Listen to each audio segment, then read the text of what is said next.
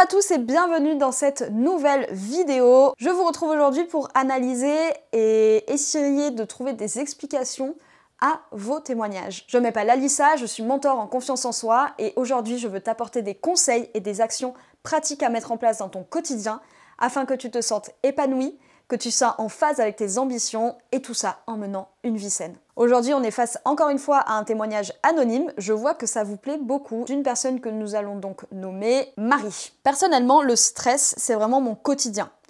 Le fait de stresser me stresse. Et il y a des fois, vraiment, j'angoisse, mais je sais même pas trop pourquoi. Alors avec la rentrée, ça n'a pas aidé, mais voilà, c'est très pesant. Déjà, d'en être conscient, ça a beau être une belle philosophie et des belles paroles de dire ça comme ça, mais je te jure que c'est un premier pas, parce que tu es donc dans une névrose. Je ferai une vidéo plus détaillée là-dessus, on est soit psychotique, soit névrosé. Rassure-toi, j'espère 99% de la population sont névrosés, puisque les psychotiques, ce sont des gens qui ont des troubles psychiatriques, mentaux, et qui n'en sont pas conscients. Autrement dit, les psychopathes et les fous.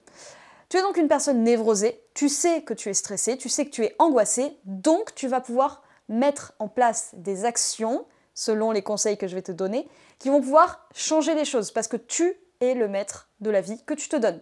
Donc pas de problème, je suis là pour ça. Première chose qui me vient, c'est évidemment de définir le stress. Normalement, ma vidéo sur le stress est déjà sortie, je t'invite à aller la voir. Le stress, c'est simplement ton corps qui met en éveil tous ses sens et tous ses systèmes de défense interne dès qu'il ressent une situation qui est plus ou moins danger. Parce que, comme je l'ai fait très bien dans ma précédente vidéo, nous sommes de base des hommes de Cro-Magnon, n'est-ce pas? Donc, quand on est des hommes de Cro-Magnon, on passe pas notre temps sur notre téléphone, on passe pas notre temps à rien foutre devant la télé, on est là pour se nourrir, se reproduire et survivre. Dans notre corps, on a une région du cerveau qui va envoyer des émotions à nos glandes surrénales qui sont au-dessus de nos reins, qui vont libérer du cortisol. Le cortisol, il est responsable de la transformation de nos sucres, de notre gras en énergie, et également de traiter toutes les inflammations dans notre corps.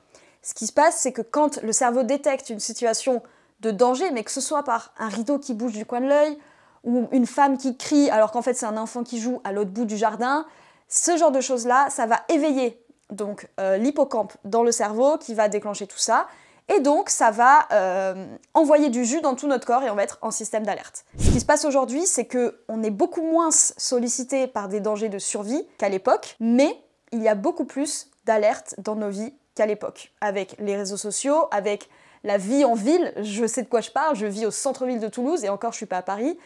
Tout ce qui est les gens qui crient, les klaxons, les sirènes, le bruit de la ville, tout ça c'est des micro-stimulations pour notre corps qui sont hyper toxiques, hyper nocives sur le long terme. Donc tout ça pour dire, c'était une grande parenthèse. Ce qui se passe donc chez toi, Marie, c'est que tu es constamment dans cette situation de peur et de danger potentiel. Ton corps, en fait, est en train de l'épuiser parce qu'il est constamment prêt à attaquer alors qu'il ne se passe rien. Tu es dans un effet de ce qu'on appelle le stress secondaire. Comme tu le dis, tu es stressé d'être stressé. Et ça te crée de l'angoisse, qui est donc une névrose. Vraiment, si tu prends l'angoisse comme le sens premier du mot, vraiment, Marie, prends soin de toi, parce que ça peut être très nocif pour ta santé, parce que le cortisol, du coup, il va plus pouvoir gérer les inflammations de ton corps, il va plus pouvoir gérer normalement le transport des graisses, il va plus pouvoir gérer ta digestion. Le cortisol fait beaucoup de choses. Pareil, en fait, je vais te poser les mêmes questions que j'ai déjà posées dans mes précédentes vidéos, mais la question, c'est toujours de questionner l'enfance. Être constamment en situation de stress, à mon sens, ça n'arrive pas du jour au lendemain.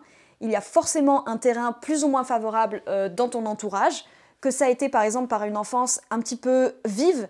Si tu as des frères et sœurs par exemple, si tu étais souvent en train de déménager, si tu étais dans une enfance qui n'était pas très heureuse, ça peut avoir des incidents sur ton stress. Si par exemple, malheureusement, tes parents s'engueulaient très souvent, peut-être que petite, tu as été habituée à un environnement sous tension tout le temps, et en fait, c'est rentré comme un automatisme chez toi.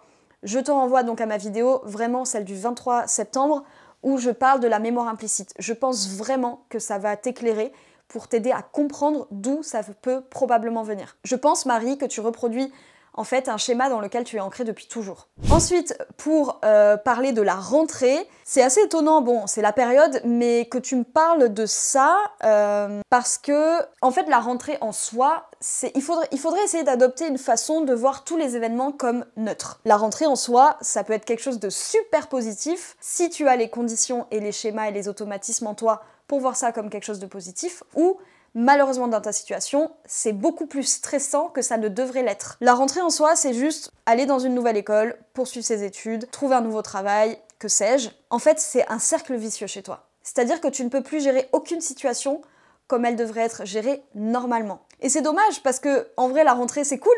Tu vois, enfin, je te le souhaite. Normalement, j'imagine que tu vis une rentrée où, bah voilà, je sais pas, t'as une nouvelle école, t'as un nouveau cursus. Je pense que de base, c'est quelque chose qui te fait plaisir. Et en fait, ce stress constant, il te plonge dans une spirale, finalement, où tu t'en sors pas et où même les choses qui devraient te rendre heureuse te dépriment. Et c'est vraiment quelque chose qui existe. Le stress secondaire, c'est un cercle vicieux qui peut vraiment causer des problèmes cardiovasculaires, des problèmes cancérigènes, donc il faut vraiment prendre soin de soi. Ici, dans ton cas, je dirais qu'il faut vraiment déjà que tu plonges dans ton enfance et que tu vois comment et dans quel cercle et dans quel contexte tu as évolué. Et deuxièmement, tu acceptes de prendre du recul sur la situation, de te poser et de te dire « Ok, qu'est-ce qui aujourd'hui dépend entièrement à 100% de moi ?» Ta rentrée, elle dépend de toi, puisque si tu as une rentrée, c'est que tu as décidé d'y aller. Donc décide aujourd'hui comment tu décides de réagir face à ça. Est-ce que tu décides d'être stressé, de te laisser bouffer, ou est-ce que tu décides justement de prendre les devants, de faire les choses qu'il faut et de trouver des solutions pour que tu sois plus stressé? Est-ce que c'est une question d'appartement? Est-ce que c'est une question d'alternance? Est-ce que c'est une question de loyer? Est-ce que c'est une question de style de vie? Prends des décisions sur les choses qui dépendent de toi. Ne commence pas à stresser pour des choses dont tu ne peux rien faire. Ça, c'est dans un second temps à la limite. Mais honnêtement, dans un premier temps, prends des décisions et change des petites choses qui dépendent de toi. Je pense que ça peut être intéressant, si tu es beaucoup sur les réseaux sociaux, de diminuer ces choses-là. Et je te jure que ça va avoir un effet constamment hyper répercutant sur ton stress de tous les jours. Désactive les notifications, mets ton téléphone en noir et blanc, arrête ton téléphone, arrête toutes les stimulations finalement négatives, au moins 1 heure avant d'aller dormir. Si c'est trop dur pour toi, disons 1 demi-heure. Ce serait déjà un énorme changement. Pas de téléphone au réveil, bonne alimentation et du sport. Franchement, je suis quand même assez persuadée que si tu mets ces choses-là en place, petit à petit, tu vas avoir une réduction du stress, tu vas mieux comprendre. Si tu continues à regarder mes vidéos, tu vas avoir des super solutions. Le stress, c'est pour ça que j'en fais un de mes piliers de contenu. On le sous-estime, mais je vous jure que c'est sincèrement... c'est un peu le mal du siècle en fait. C'est ce que je dis dans ma vidéo et je suis quand même assez convaincue de ça parce qu'en ayant fait des recherches, tu peux aussi faire des recherches d'ailleurs, je suis pas la seule source de savoir de cette planète.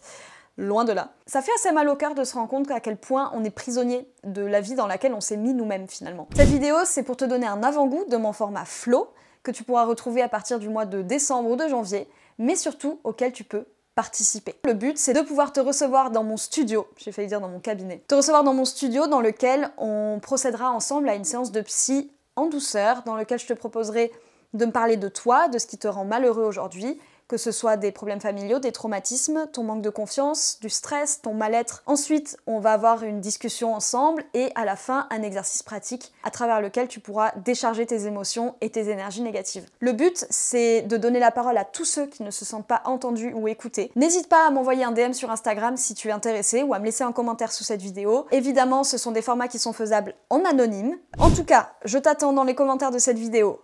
Abonne-toi à cette chaîne parce que ça m'aide beaucoup à savoir si le contenu te plaît et également à continuer à faire que cette chaîne existe. Le but, si tu ne le sais pas, c'est de faire de YouTube mon métier parce que ma passion c'est de transmettre et à travers la vidéo. J'ai un bachelor audiovisuel si jamais, voilà. Merci beaucoup d'avoir regardé cette vidéo, je te retrouve demain à la même heure.